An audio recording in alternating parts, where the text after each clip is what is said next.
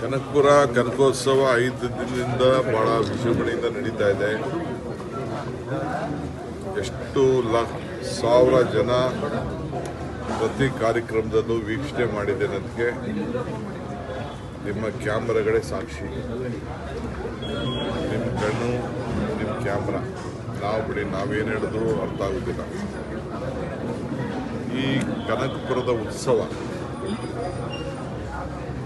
ಕಳೆದ 15 ವರ್ಷದಿಂದ ನಾನು ನಡೆಸ್ಕೊಂಡು ಬರ್ತಾ ಇದ್ದೀನಿ. ನನ್ನ ತಮ್ಮ ಗೋಡಹಳ್ಳಿನಾಗ ಮಾಡ್ತಾ ಇದ್ದಾರೆ. ಸೊ ನನ್ನ ಕನಕಪುರ ಕ್ಷೇತ್ರ ಇದು ಬಂದ ಮೇಲೆ ಕನಕಪುರ ಕ್ಷೇತ್ರ ನನಗೆ ಸೇರಿದ ಮೇಲೆ ಕನಕಪುರದಲ್ಲಿ ಇದನ್ನು ನಾವು ಪ್ರಾರಂಭ ಮಾಡಿದ್ದೇವೆ.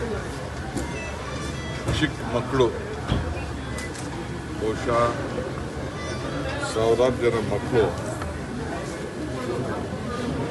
ಫ್ಯಾಷನ್ ಶೋನಲ್ಲಿ ಕರ್ಕೊಂಡು ಬಂದು, ಆ ಮಕ್ಕಳು ತಂದೆ ತಾಯಿದಿರು ಕರ್ಕೊಬಂದು ಅವರಿಗೆ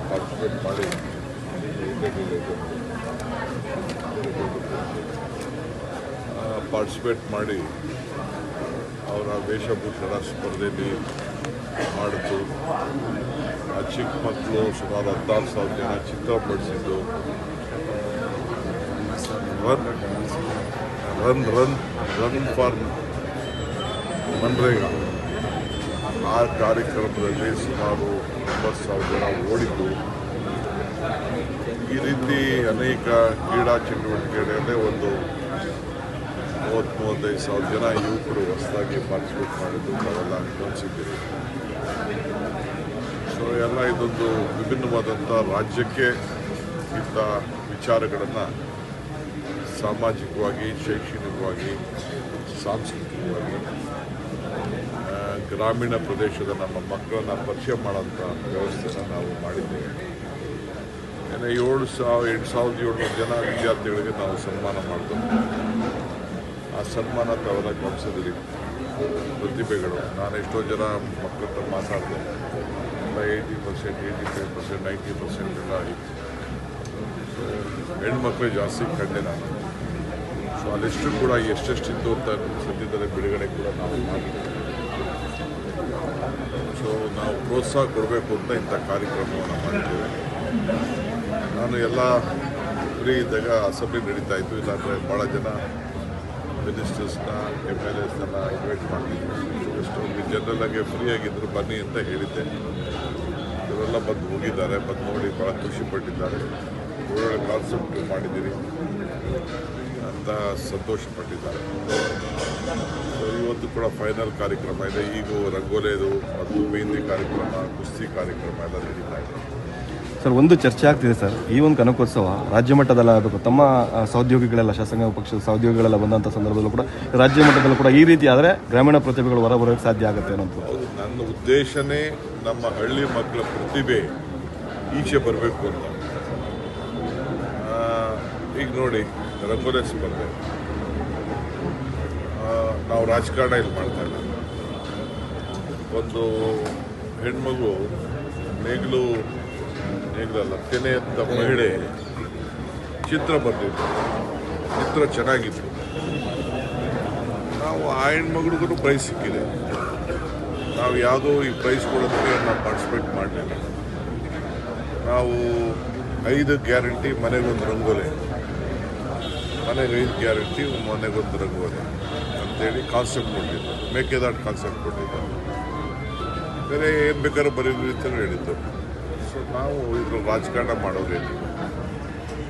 ಎಲ್ಲರೂ ಇಲ್ಲಿ ನಮ್ಮ ಮೇಲೆ ಪ್ರೀತಿ ಇಟ್ಕೊಂಡಿದ್ದಾರೆ, ವಿಶ್ವಾಸ ಇಟ್ಕೊಂಡಿದ್ದಾರೆ, ನಂಬಿಕೆ ಇಟ್ಕೊಂಡಿದ್ದಾರೆ. ಸೊ ಆ ದೃಷ್ಟಿನೇ ನಾವು ಕೆಲಸ ಮಾಡ್ಕೊಂಡು ನಾವು ಹೋಗ್ತೀವಿ. ಸರ್, ಈಗ ಸೆಂಟ್ರಲ್ ಬಜೆಟ್ ಕೂಡ ಮಂಡನೆ ಸೆಂಟ್ರಲ್ ಬಜೆಟ್ಟು ನಮ್ಮ ರಾಜ್ಯಕ್ಕೆ ಏನೂ ಅನುಕೂಲ ಆಗಿಲ್ಲ.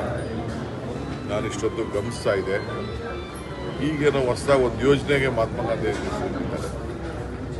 ಈಗ ನಮ್ಮ ಉದ್ದೇಶ, ಈಗ ನಾವು ಮನ್ರೇಗಾ ಹೆಸರಲ್ಲಿ ರನ್ ಓಡಿಸಿದ್ವಿ, ಮ್ಯಾರಥಾನ್ ಓಡಿಸಿದ್ವಿ. ದೇಶದಲ್ಲಿ ಎಲ್ಲೂ ಓಡಿಸಿಲ್ಲ. ಪಾದಯಾತ್ರೆನೂ ಇಟ್ಕೊಳ್ತೀವಿ ಒಂದಿನ. ಮ್ಯಾರಥಾನ್ ನಮ್ಮ ಕ್ಷೇತ್ರದಲ್ಲೇ ನಾವು ಮಾಡಿದ್ದೀವಿ, ನೀವು ಗಮನಿಸಿದ್ವಿ. ಅದನ್ನೇ ಮನ್ರೇಗಾನ ವಾಪಸ್ ರೋಲ್ ಮಾಡಲಿ, ವಾಪಸ್ ಇಡಲಿ. ಹಿಂದೆ ಏನು ಸ್ಕೀಮ್ ಇತ್ತು ಆ ಸ್ಕೀಮ್ ಇರಲಿ. 60-40 ಯಾವ ಕಾರಣಕ್ಕೂ ನಡೆದಿಲ್ಲ.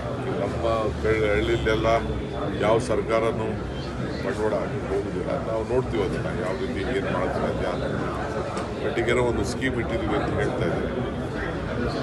ಸೊ ನಮ್ಮ ರಾಜ್ಯಕ್ಕೆ ಯಾವುದೋ ದೊಡ್ಡ ಪಾಲು ಕೂಡ ಇಲ್ಲಿ ಬಂದಂಗೆ ಇನ್ನು ಅದು ನಡೀತಾ ಇದೆ. ಸರ್ ಸಾಕಷ್ಟು ವಲಯಕ್ಕೆ ಎಐನ ಅಳವಡಿಕೆ ಮಾಡ್ತೀವಿ ಅನ್ನುವಂಥದ್ದು ಘೋಷಣೆ ಮಾಡಿದ್ದಾರೆ ಸರ್. ಇದು ಅನುಕೂಲ ಆಗ್ಬೋದಾ ಸರ್? ಮನ್ರೇಗಾ ಕೂಡ ನಾವು ಆರ್ಟಿಫಿಷಿಯಲ್ ಇಂಟೆಲಿಜೆನ್ಸ್ ಮೇಲ್ಗಡೆಯಿಂದ ನೋಡ್ಬಿಟ್ಟು ಡೆಲ್ಲಿಯಿಂದನೇ ತೀರ್ಮಾನ ಮಾಡ್ತೀವಿ ಯಾವ ಊರಲ್ಲಿ ಕೆಲಸ ಮಾಡ. ಈ ಕೂಲಿ ಸಿಕ್ಕೋದು ಯಾವಾಗ? ವ್ಯವಸಾಯದ ಕಾಲದಲ್ಲಪ್ಪ. ವ್ಯವಸಾಯದ ಕಾಲದಲ್ಲಿ ಕೂಲಿ ಕೊಡೋಕ್ಕೆ ಏನು ತೊಂದರೆ ಅವ್ರಿಗೆ? ನಾವು ಅವ್ರ ಜಮೀನಲ್ಲಿ ಅವ್ರು ಮಾಡ್ಕೊಳಕ್ಕೆ ಹೇಳ್ತಾ ಇದ್ದೀವಿ. ಈಗ ಕಾಂಟ್ರಾಕ್ಟರ್ ಕೆಳಗಡೆ ನೀವು ಮಾಡಿ ಅಂತ ಹೇಳ್ತಾರೆ. ಕಾಂಟ್ರಾಕ್ಟರ್ ಕೆಳಗೆ ಯಾರು ಮಾಡಕ್ಕೆ ಹೋಗ್ತಾರೆ? ಸೊ ಆರ್ಟಿಫಿಷಿಯಲ್ ಇಂಟೆಲಿಜೆನ್ಸಿಂದ ವ್ಯವಸಾಯಕ್ಕೆ ತಂತ್ರಜ್ಞಾನ ಇದೆ, ನಾನು ಇಲ್ಲ ಅಂತ ನಾನು ಹೇಳೋದಿಲ್ಲ. ಈಗ ತಳಿಗಳು ಮಾಡಬೇಕಾದ್ರೆ ಬೇಕಾದಷ್ಟು ಕೋಳಿ ತಳಿ, ಬೇರೆ ಬೇರೆ ತಳಿ ಮಾಡಬೇಕಾದ್ರೆ ಬೇಕಾದಷ್ಟು ಹೊಸ ಟೆಕ್ನಾಲಜಿಗಳೆಲ್ಲ ಬಂದಿದೆ.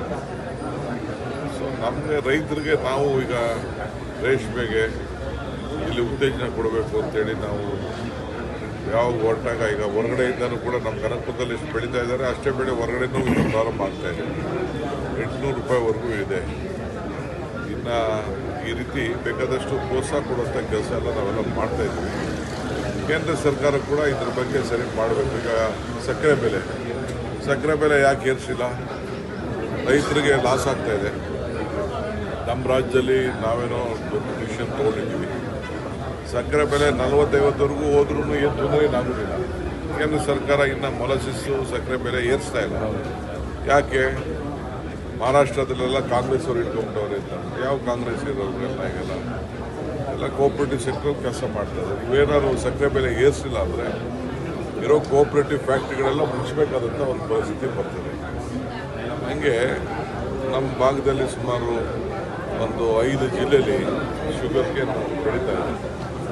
ಎಲ್ಲ ಕಂಪ್ಲೀಟ್ ಲಾಸ್ ಆಗ್ತದೆ. ಸೊ ರೈತನಿಗೆ ಏನು ಸಹಾಯ ಮಾಡಿದ್ದಾರೆ? 8 ವರ್ಷ 9 ವರ್ಷ ಆಯಿತು ಸಕ್ಕರೆ ಬೆಲೆ ಏರಿಸಿ. ಇದೆಲ್ಲ ಕೇಂದ್ರ ಸರ್ಕಾರ ಮಾಡಬೇಕಾದ ಮತ್ತು ರೈತ ಬೆಳೆದಂಥ ಎಲ್ಲ ಬೆಲೆಗಳಿಗೆ MSP ಬೆಲೆಗಳಿಗೆ ಅವರೇ ಕಂಟ್ರೋಲ್ ಇಟ್ಕೊಂಡಿದ್ದಾರೆ. ಅದಕ್ಕೆ ಅವಕಾಶ ಮಾಡಿಕೊಡ್ಬೇಕು ಸರ್. ಸಾಕಷ್ಟು ನಿರೀಕ್ಷೆ ಇತ್ತು ಈ ಬಜೆಟಲ್ಲಿ. ಬೆಂಗಳೂರಿನ ಇಡೀ ವಿಶ್ವ ನೋಡ್ತಿತ್ತು.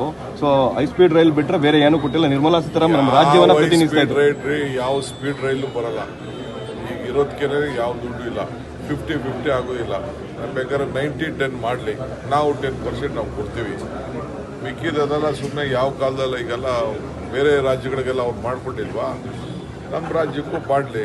90% ಅವ್ರು ಮಾಡಲಿ, 10% ನಾವು ಕೊಡ್ತೀವಿ. ಸರ್ ಬೆಂಗಳೂರು ಅಭಿವೃದ್ಧಿ ವಿಚಾರವಾಗಿ ಸರ್ ನಿಮ್ಮ ನಿರೀಕ್ಷೆ ಏನಿತ್ತು ಸರ್ ಈ ಬಜೆಟ್ನಲ್ಲಿ? ನಮ್ಮ ನಿರೀಕ್ಷೆ ನಮಗೆ ಅತಿ ಹೆಚ್ಚು ಪ್ರೋತ್ಸಾಹ. ಈಗ ಮೋದಿ ಅವರೇ ಗ್ಲೋಬಲ್ ಸಿಟಿ ಅಂತ ಹೇಳಿದ್ರು.